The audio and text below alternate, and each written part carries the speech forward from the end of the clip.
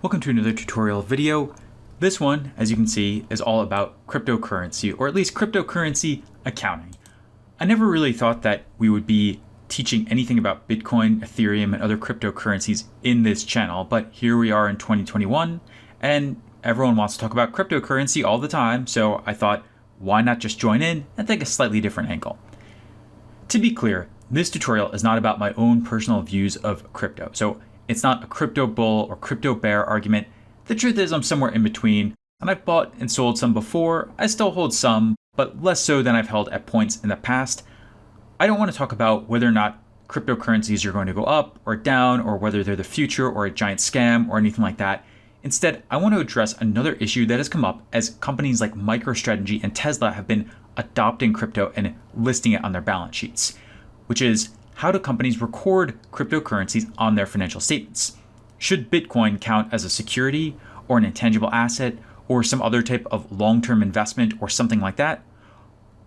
What are the implications of doing this? Are certain metrics and valuation methodologies more or less useful now as a result of companies like this choosing their treatment for cryptocurrencies? So this is once again a lengthier tutorial. So here's an outline for everything we're going to cover with the timestamp shown on the right side of the screen. I'm going to start with some of the basics on the financial statements using MicroStrategy and Tesla as examples. Then as part of that, we're going to go into Excel and I'm going to show you a quick demonstration of how you might calculate some of the required items like unrealized losses and realized gains and losses on Bitcoin, for example, for both companies. Then we'll go into a demo of how an actual bank, or at least a financial services company, Galaxy Digital, records cryptocurrencies on its balance sheet and its financial statements. Then we'll go into the broader issue with net income and why cryptocurrencies, along with some other recent accounting rule changes, make net income even more of a problematic metric. And then in part 4, we'll discuss the overall impact on valuation multiples and methodologies and what you might have to do a little bit differently going forward. Let's go into part 1 and talk about the basics on the statements. So both MicroStrategy and Tesla are recording Bitcoin as digital assets, and they're treating it like an indefinite-lived intangible asset. So there's no amortization, and under US GAAP, there is no revaluation upward of this intangible asset. Now, these companies will still record impairment losses if and when the price of Bitcoin declines. Even though those losses are unrealized, they're still going to list them on the income statement and add them back on the cash flow statement. So they're recording unrealized losses, but not unrealized gains. They record it when the price goes down, but not when the price goes up. They will record realized gains and losses on the income statement when they finally sell these digital assets, assuming they do ever sell these digital assets in the future. So as always, the realized gains and losses are going to show up. It's just that the unrealized gains are not going to show up for these assets. And there will be a deferred tax impact for many of these events because the unrealized losses are not immediately deductible. So a company like Tesla cannot show $1 billion loss for Bitcoin on its balance sheet and then say, you know what, we're going to reduce our cash taxes by $1 billion times whatever our effective tax rate is, 20, 25%, 30%, something like that. They can show it on the income statement, but in cash tax terms, they can't actually deduct anything there. Let's go and take a quick look at their statements. Here is MicroStrategy's most recent balance sheet. You can see that they're listing for digital assets right here, their balance of Bitcoin. I've also highlighted deferred tax assets because that will factor into this as well.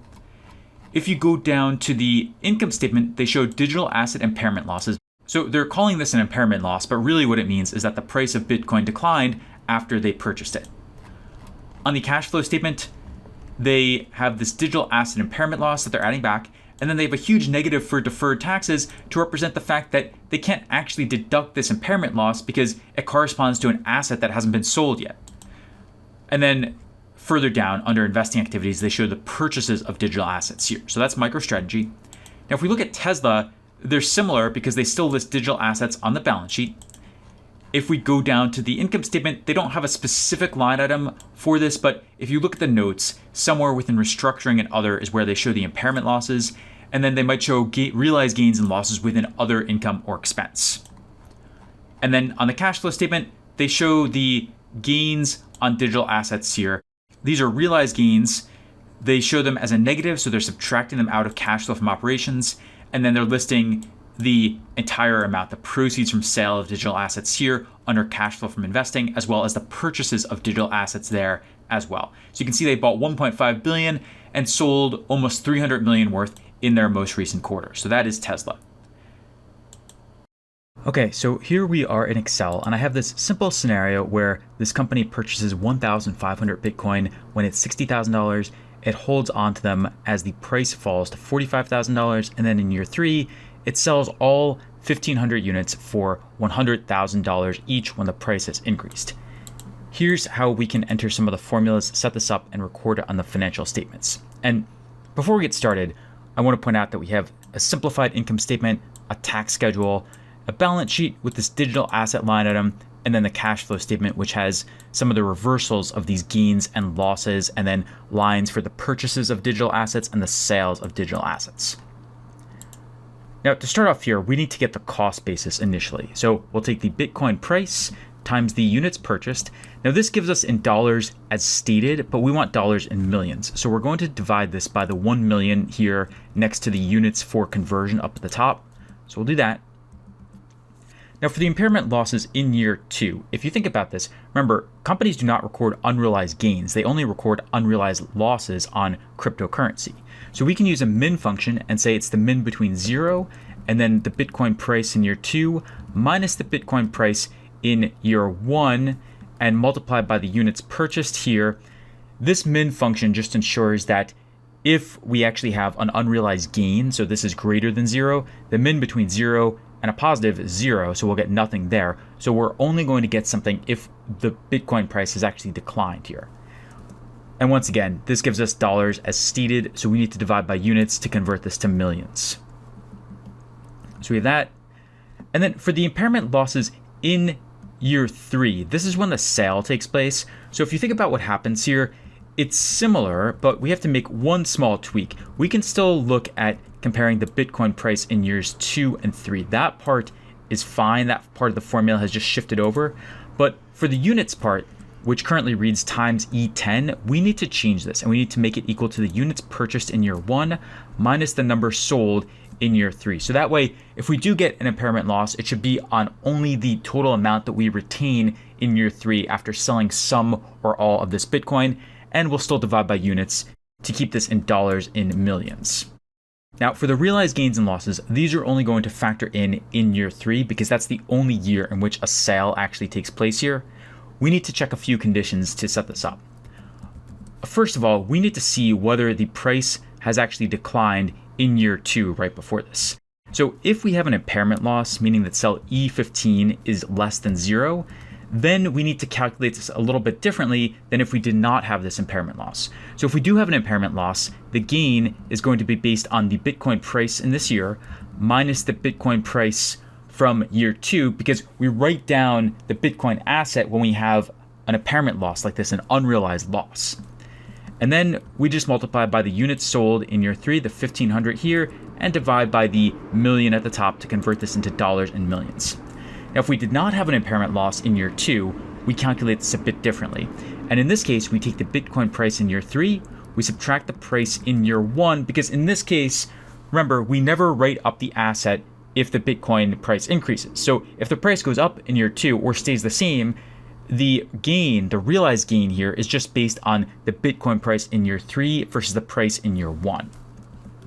So we take these, we multiply by the units sold, and then divide by units once again to convert this into dollars and millions. And then for the dollar amount sold here, we just take the Bitcoin price in year 3, multiply by the units sold, and divide by units right here. And so we have that.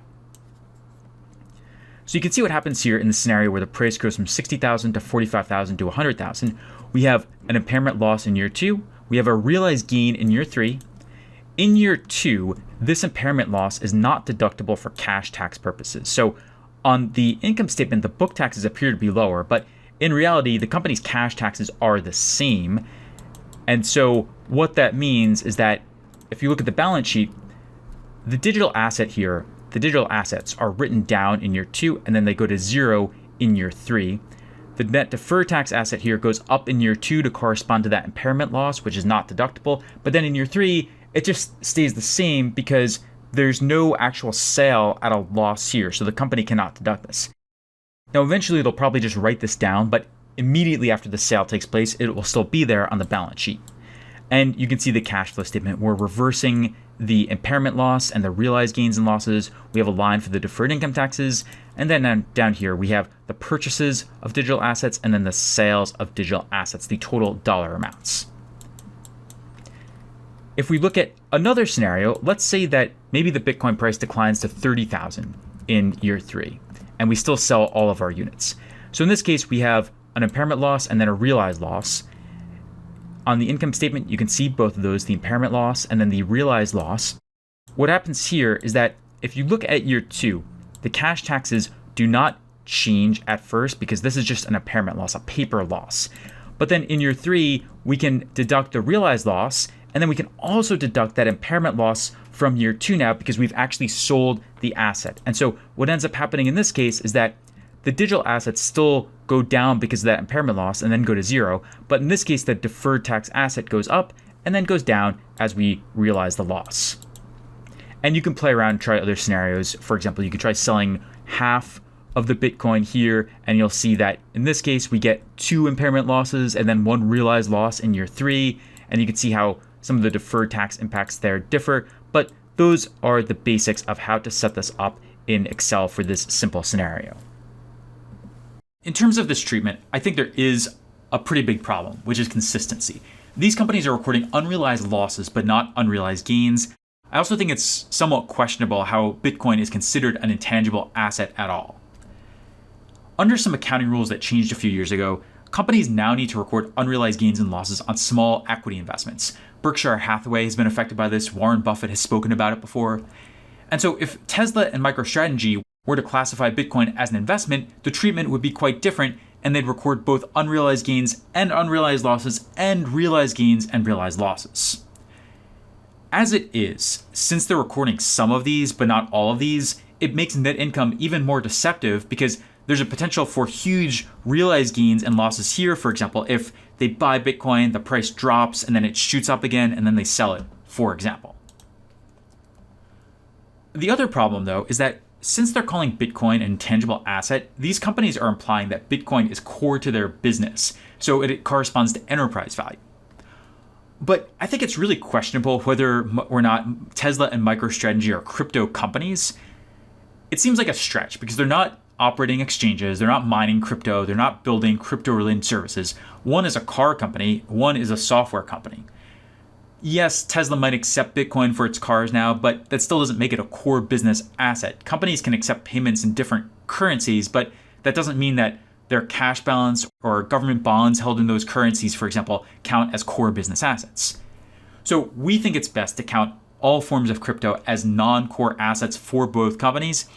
The only exception here is that if it is a financial company like a bank or insurance firm, then maybe you could make the case that crypto is core to their business if they actually deal in that market. On that note, let's now take a look at how an actual bank or digital asset bank like Galaxy Digital deals with crypto. So this company Galaxy Digital is a limited partnership that does asset management for digital assets. And I have their financial statements right here. You can see that they list digital assets on their balance sheet, and it's a very typical bank-like balance sheet with a ton of assets. And then they list their income statement and cash flow statement after that. But the balance sheet is massive, as you'd expect for a bank or insurance company. So they do trading, asset management for high net worth individuals, institutions. They do investing, investment banking, and they also do crypto mining. I think here it's a much clearer case that crypto is actually a part of the firm's core business, even though this concept of enterprise value isn't even relevant for banks for the most part. So what they do is they measure crypto at fair value, and they show changes in fair value, in other words, unrealized gains and losses, directly on their P&L or income statement. Let's go and take a quick look at that. So you can see the digital assets on their balance sheet. And then if you go to the income statement, they show, of course, the net realized gains on digital assets. All companies should be doing that. And then if you go down, you can see they also show net unrealized gains and losses on digital assets. So unlike Tesla or MicroStrategy, they're actually showing the unrealized gains and losses here because they're considering them securities or some type of asset that they're regularly trading. And so they do have to show these since they're classified as a bank or bank holding company or something like that. And then on their cash flow statement, they are reversing the realized gains. They're reversing the unrealized gains as well, as you typically expect to see. They're showing that purchasing activity within cash flow from operations in the change in working capital section. This gets into bank-specific differences, and it's actually pretty common for banks to show these types of asset purchases and sales here, so this is not too unusual. And then the rest of the cash flow statement is fairly conventional. So this is what one bank holding company that actually counts crypto as a core business does on its statements. Overall, I think this treatment is more reasonable than what Tesla and MicroStrategy are doing, given the type of company and the fact that it is actually involved and is responsible for trading and mining and so on and so forth. The only quirk here is that there are no taxes because this company is structured as a limited partnership, so the individual partners pay taxes. There are no corporate level taxes, and so there's no deferred tax impact because there are no taxes to actually defer or eventually pay to the government in this case. So that's the main difference here. But overall, I think it makes more sense to record both unrealized gains and losses and realized gains and losses instead of just picking and choosing and recording some of those, but not everything. This takes us into one of the broader issues with net income as a metric. The truth is that it was never a great metric to use for valuation purposes because it's so easily distorted by capital structure, taxes, one-time items, and so on and so forth. So for example, for Tesla, you can see their net income for the quarter was $464 million, and their pre-tax income here was around $533 million. If you go down and look though, realized gains on digital assets were over $100 million. So that's a pretty significant percentage of the company's pre-tax income or net income. And it's definitely propping both up here. So net income has become even worse lately because of all these issues and the other accounting rule changes, like how some companies record unrealized gains and losses on securities on the income statement directly. Warren Buffett has even pointed out some of these issues in his annual reports. Here, for example, I've pasted in some portions of his 2017 shareholder letter, and he's saying that Berkshire's bottom line net income will be useless, and going on about how he doesn't like this rule about having to record unrealized gains and losses directly on the company's income statement. So the bottom line is that as more companies start using crypto and other digital assets, these issues will get even worse. And it's especially bad because they might be recording only unrealized losses and not unrealized gains. Finally, with the valuation multiples and methodologies, my quick summary would be that net income and the corresponding PE multiple, price to earnings multiple, are far less useful than before for all the normal reasons, plus the fact that these unrealized gains and losses, or possibly just unrealized losses, are distorting the numbers. Even realized gains and losses do distort the numbers as well because they're considered non-recurring items. With the enterprise value calculation, you have to be really careful about what counts as a core business asset. We really don't think Bitcoin and Ethereum should count as a core business asset for most companies, unless the company is specifically in the crypto market in some way, in a big way. If it's a car company or a software company, these items shouldn't really count as core assets, and we think the classification as intangible assets is quite misleading. Not that much changes in the DCF because crypto, of course, does not generate cash flow, and even if it did, it wouldn't count in unlevered free cash flow because it's not related to a recurring item from the company's core business operations. The bottom line is they have to be careful about the items in the implied enterprise value to implied equity value at bridge at the end of the analysis, because if you don't count the right things, in other words, if you don't count these digital assets as a cash or investment like item similar to actual cash and investments, then you might get some very strange results. We're at the end, so let's do a quick recap and summary. We went through the basics on the financial statements for MicroStrategy and Tesla. In short, both these companies are counting crypto as indefinite-lived intangible assets, which you can see directly on their balance sheets. They are recording unrealized losses, but not unrealized gains, and they're recording both realized gains and realized losses on the income statement. They're reversing the gains and losses and reclassifying them on the cash flow statement. They're also showing the purchases of digital assets here, and there's going to be a deferred tax impact from many, if not all, of these changes. You also saw how an actual bank or financial firm, Galaxy Digital, does it, and how they're recording both unrealized gains and unrealized losses because they actually consider crypto to be a security or an investment or something like that. The broader issue with all this and with other recent accounting changes is that they just make net income into an even more of a useless metric. So you should probably rely more on metrics like EBITDA and EBIT and NOPAT and unlevered free cash flow to capture just the company's core business and to avoid these types of items. And then in terms of the impact on valuation multiples and methodologies, they just make net income and PE less useful. The DCF still works, but you have to be careful about the items that you include in the bridge when going from equity value to enterprise value. And enterprise value, of course, still works, but you have to be careful about the items that you count as core business assets versus non-core business assets. And unless the company is in the crypto market and has a substantial portion of its business coming from that market, we don't think Bitcoin should count as a core business asset, as MicroStrategy and Tesla seem to be implying right now. That's about it for this tutorial. I hope you now have learned more about cryptocurrency accounting, at least as it currently stands, and what companies are doing with these items on their financial statements.